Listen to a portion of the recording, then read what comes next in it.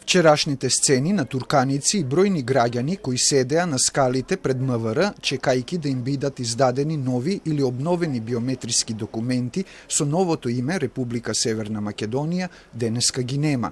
Пред просториите на МВР, кај јавниот сервис, сликата е порелаксирана, а ретки се граѓаните кои дошле денеска и им било кажано дека треба се уште да чекаат. За нигде.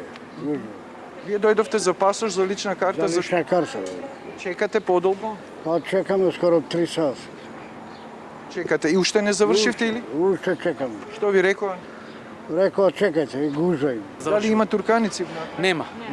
Не е толку страшно колку што луѓето не доаѓаат на собствен термин. Не знам, со несредени документи не чекаат на право место и премногу треба луѓето да им помагаат од натрас да може да завршат работа.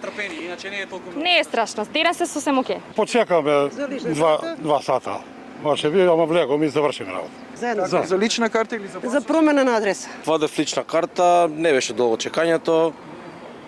Мислам регуларно околу 1 сат се чекаше за сите процедури, тоа е тоа.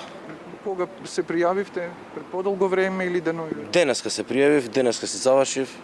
Мислам може имав и некоја среќа голема.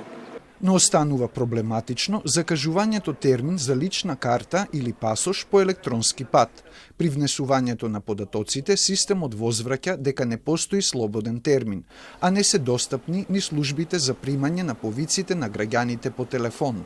Од МВР велат дека закажувањето оди преку фирма избрана на тендер со која се во постојан контакт, но апелираат на трпение заради исклучително големиот интерес сега кога се планираат патувања откако се подобри состојбата со коронавирусот. Во текот на вчерашниот ден или минатите денови имаме по 4000, па дури и по 5000 барања за издавање на документи.